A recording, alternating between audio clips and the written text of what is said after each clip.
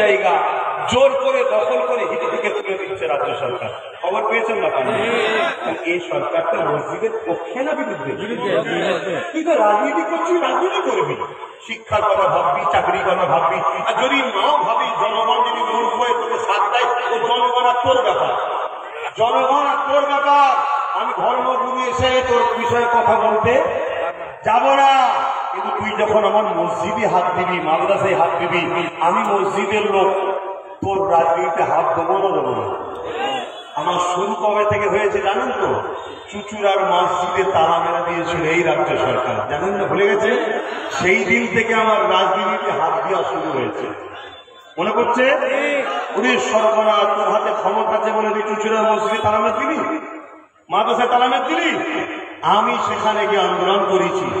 আল্লাহ পাক আমাদের দ্বারা মসজিদের তালা খুলিয়েছেন, সেখানে নামাজ পড়েছি, পরে ঘরে এসেছি।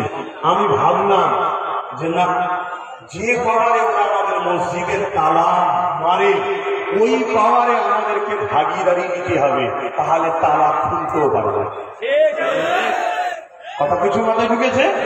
তাহলে তুমি রাজনীতির নামে যদি ধর্ম মিটাতে চাও, তাহলে আমার ধর্মের স্বার্থে আমার দুটো ভাই ডিফেন্সের জন্য তৈরি হতে হবে, ঠিক না?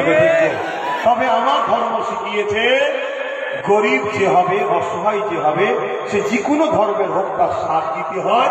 তাই আমাকে যারা ভালোবাসো, যদি রাজনীতি করো, তাদের উদ্দেশ্যে বলবো, যদি কোনো অন্য ধর্মের মানুষের উপরও জুলুম করো, কিয়ামতের দিন তুমি জাহান্নামে যাবে। আমার রসুলের কথা এটা, শুনছো তো নাকি? হ্যাঁ।